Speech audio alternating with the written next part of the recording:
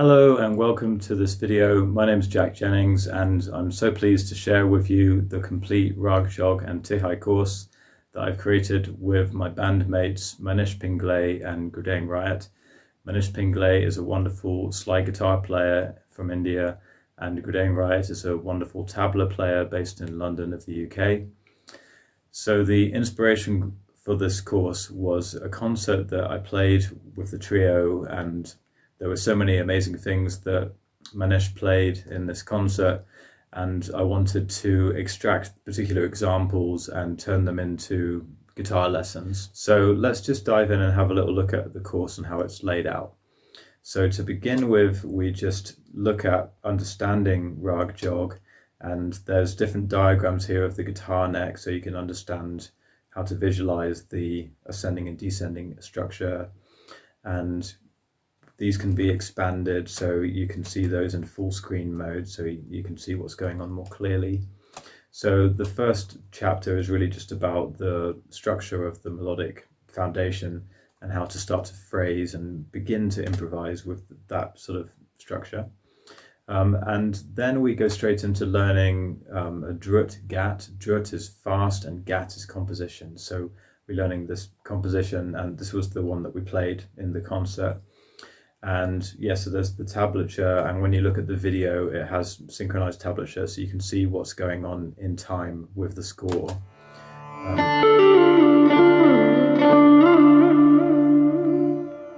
In this chapter we're going to learn the raagjog composition, which is in drut tintao. So I'll just skip forward so we can see some of the tablature. Yeah, so you can see the tablature at fret 7 of the G. We're going to do it at fret 12 of the D, just so it makes the whole piece a little bit more focused around this part of the neck. So here's the first phrase. So that's the sa, ga, ma moving onto the G string. And then there's a 14-12, which is the... So I tend to just point out to the guitar tab the little parts that I'm playing so you can see exactly what's going on, and I tend to speak in sargam, which is the sa re ga ma pa da ni sa, but you will get used to this language because it's always being displayed for you on the tablature, and it just becomes a more fluid way to express the music, and you'll start to just appreciate that system. It's all described really in the first chapter, the foundation behind that. And then when we go into the actual different examples, you'll see them being played with the tablature moving along in time and the tabla as well. So if I just find the right point in this video, you see the kind of thing that happens when we actually demo each part.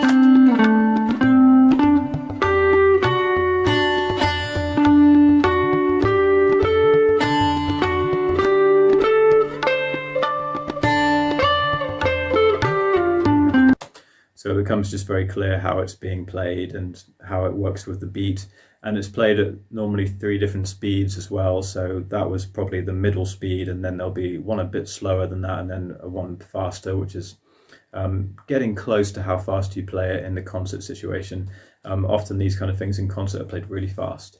But it's good, you know, to have a few different speeds just so you can get used to it, and then build up the speed from there, and then you keep trying to play along with the video. And then we move on to exercises, and these are really useful things to understand the sort of techniques that I use to explore the scale and move around its structure and get a bit more of an organic sort of flow in the improvised form. So this is a very simple sort of pattern, but as you move it around it starts to give you a lot of different choices of how far you want to go into different registers. Calling out the Cornwall ga or the should ga, you just pronounce it as ga in the moment, so it would be sa ga ma ga ma pa ma pa sa ni sa. Yeah, so this kind of thing.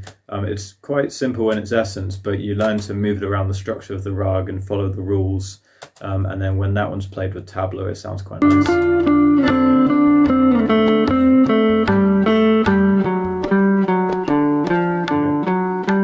And all of the different exercises are written out and composed just so they fit in with the tintao 16-beat cycle as well. So everything that you're practicing is actually conditioning you to hear things in the right kind of rhythmic form, basically. And then there's another exercise which really just helps to push it into the more high tempo. So this one sounds a bit too cumbersome and too thick, but when it's played fast, and particularly when it's moved around. So I talk about the picking technique and the hand synchronization, how all that kind of comes together really well. And when that one's played with tabla, I don't do it at the super fast speed that I normally would in a concert in the exercise, because it's very difficult to play that fast. But with the tabla, we hear it at a kind of reasonable tempo. It does a bit faster as well.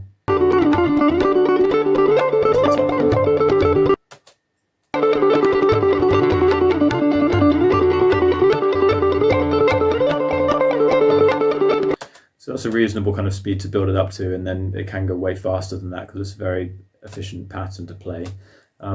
So have a little look at the next chapter. The next page is where it gets really interesting. So in this part, we start to look at the Tihai rhythms, because by now we've understood the Raag and a few different techniques to move around the Raag. So then we start to look at the Tihai rhythms, and we've got these really nice videos where you can use a split screen, so you can really take in a lot of information. So I just jump forward somewhere. A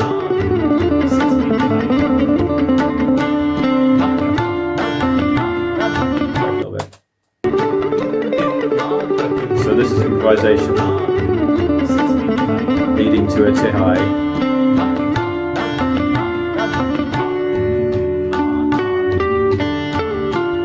And back into the composition that we learned in the previous page. So the composition is there as the foundation that you're returning back to, and the Tihais are an interesting way to get back to the right beat to start the composition. So generally a Tihai ends on the first beat. It can end on different beats for different types of composition, but in these compositions they're quite handy because they start on, this one starts on beat 4. So you can play this Tihai, land on beat 1, and then go seamlessly into the composition. So we talk you through all the different variations, because there's actually 16 different Tihais to start on every beat of the cycle. So we go through, each one, and I just break down how you count and how you orientate yourself to come in at the right point. And you can hear Manish reciting the tintao, the da, din, din, da, da. You can hear him reciting that. So it really helps just to orientate your ear into the right sort of rhythmic sense. So these are, I think, are really useful for people to understand the tintao and then Tihais within that.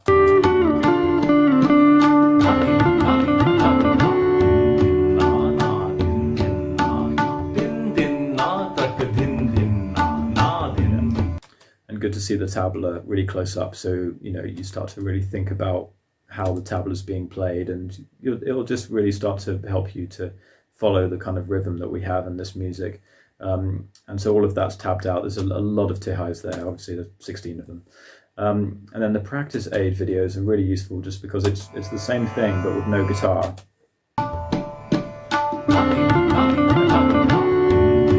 So now you improvise, you take the space to improvise, and then the guitar will come in again just so you know how it should sound. And then you improvise.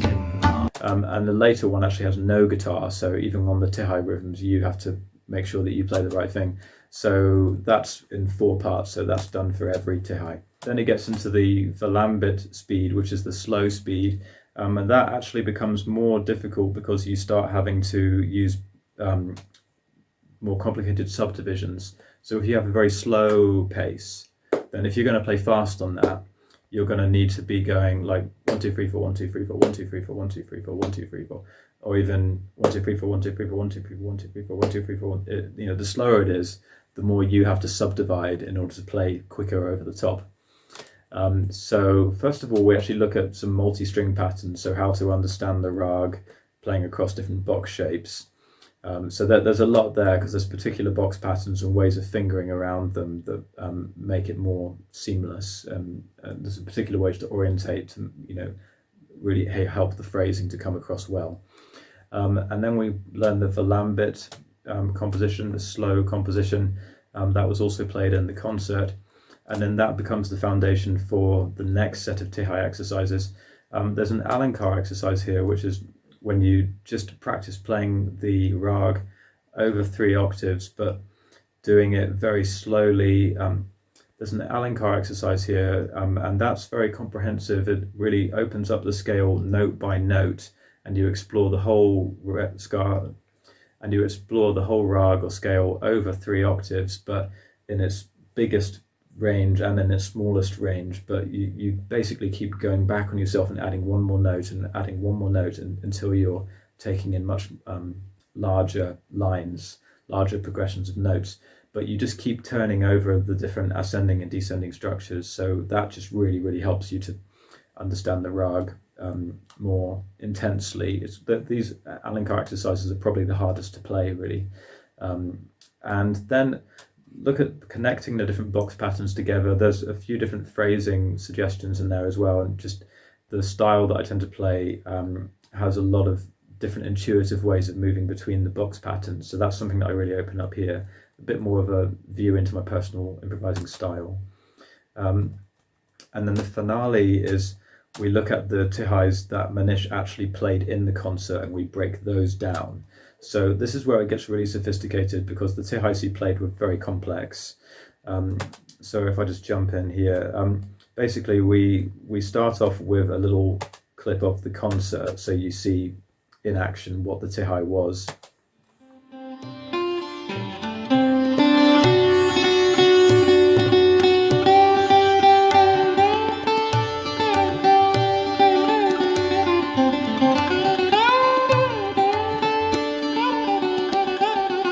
Tihai starts around here.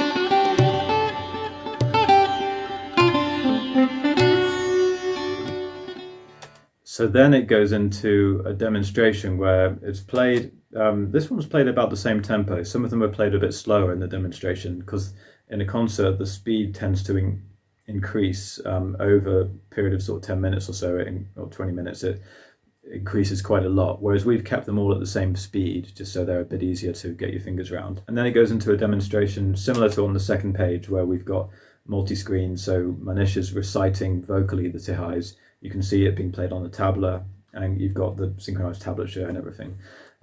So you just see the phrase that he just played in the concert being played on the guitar with the tab, so you can see how it's applied to the neck.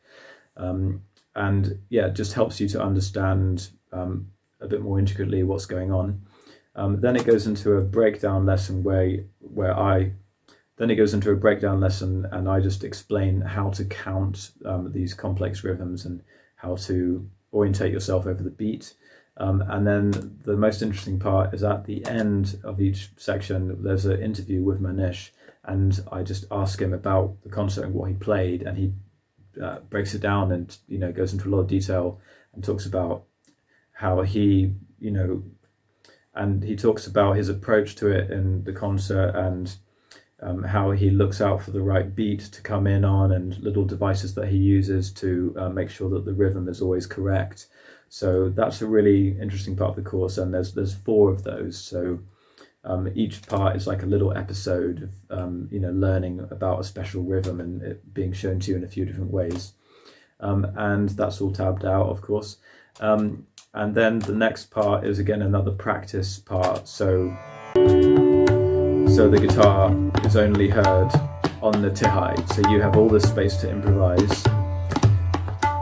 Yeah, and there's lots of suggestions in previous chapters how to improvise, and then you come in with the guitar, and then you improvise again. So this is a really great learning resource. I think you learn to improvise in the right way, and then you've got a clear rhythm, a clear melody that you're joining on, and that'll help you to do the kind of things that we really do in performance. You improvise and you come to a set rhythm that you do with the other musicians, and then you improvise again. So this is just trying to simulate that real playing experience for people. So I still need to do a conclusion video for the course. Actually, I've just finished it and it's all kind of settling in, so I'm still going to put a conclusion on here just for everyone to watch once they've completed the course. But it's really nice just to share it with people. It's by far the most complicated thing I've ever put together, and it was amazing to have Manish and Gurdain to to join us to bring it home and to do the accompaniment. It took a lot of work to put the multi-track videos together, but it's been a really great process, and it's just got my brain completely absorbed into this particular rag, and these particular rhythms for the last few months have been really just going around my head. So it's been a really, really joyous process to work on the whole thing and see it come together. And yeah, looking forward to doing more courses like this. There's other musicians who I've been working with and learning from, who I'm going to do collaborations with, and me and Manish, I'm sure we'll do another collaboration soon. I would like to do a more tabla-based course as well with Gurdain. We've been talking about that too. So yeah, lots of things like this to come up, but I'm really pleased that this one's out now and that people can enjoy it, and yeah, just try to learn more about how to understand this music and play it on the guitar. So thanks very much for watching, and see you on another video.